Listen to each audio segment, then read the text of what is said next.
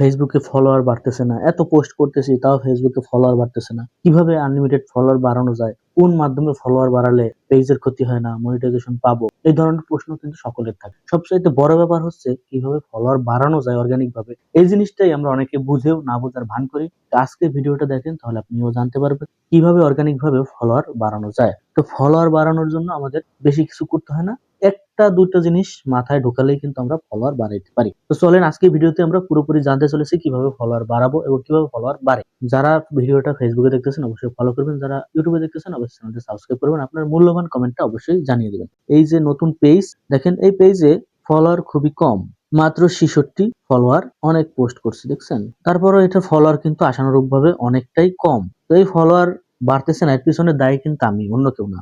আপনারা জানেন যে একটা পেজ খুললেই সেখানে কিন্তু মিলিয়ন মিলিয়ন ফলোয়ার থাকে না, প্রথমে সবারই কিন্তু জিরো ফলোয়ার থাকে। আজকে যাদের ফলোয়ার দেখেন যে মিলিয়ন মিলিয়ন ফলোয়ার, তাদেরও কিন্তু একসময় জিরো ছিল এইখানে। তো আজকে তাদের মিলিয়ন ফলোয়ার হয়েছে, কিভাবে হয়েছে? তারা নিয়ম ফলো করছে এবং সঠিক কাজ তারা করছে, আমরা করতে পারি নাই।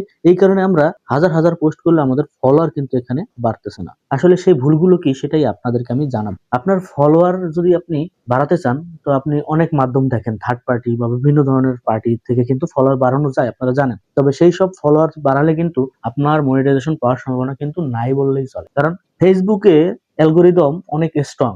আপনাকে কে ফলো করছে, কিভাবে ফলো করছে, কোন ভাবে আপনি ফলো গেইন করছেন, সেটা কিন্তু ফেসবুকের কাছে ডাটা থাকে, তারা কিন্তু দেখতে পায়। আপনি যখন থার্ড পার্টি থেকে কোনো ফলোয়ার আনবেন, তখন কিন্তু তারা বুঝতে পারে যে এটা লিঙ্কের মাধ্যমে আসছে বা থার্ড পার্টি কোনো ওয়েবসাইট থেকে ভিজিট করছে, এখানে বুঝতে পারে। এই জায়গায় অর্গানিক ফলোয়ার আনতে হলে আপনাকে কি করতে হবে? আপনার কন্টেন্টের দিকে মনোযোগ দিতে হবে। আপনার কন্টেন্ট যদি ভালো থাকে, দেখেন আপনার পেজে মানুষ আসবে কখন? যখন আপনার পোস্ট গুলো, মানে আপনার কন্টেন্ট গুলো যখন খুব ভালো হবে, মানুষ পছন্দ করবে, তখন কিন্তু আপনার পেজে মানুষ আসবে এবং আসার পর আপনার প্রত্যেকটা কন্টেন্ট কিন্তু দেখবে। দেখার পর যদি দেখে যে না, এই কন্টেন্ট গুলো খুব মজাদার বা ভালো, তখন কিন্তু আপনাকে এখানে একটা ফলো করে যায়। আপনাকে কিন্তু শুধু শুধু কেউ ফলো করবে না। মনের মতো যদি কন্টেন্ট না হয় অডিয়েন্সের, তাহলে কিন্তু আপনার কোনো লাভ নেই। তো সেই ক্ষেত্রে আপনাকে কন্টেন্টের দিকে নজর দিতে হবে। আমি যে ভুলটা করছি সেটা হলো গিয়ে, আমার এই পেজে আমি কিন্তু প্রতিনিয়ত পোস্ট করি, নর্মালি 5টা পোস্ট করি, ফটো পোস্ট করি, ভিডিও রিলস আপলোড করি প্রতিদিন 2টো, এবং কি সপ্তাহে একটা বড় ভিডিও দেওয়ার চেষ্টা করি। তারপরেও কিন্তু আমার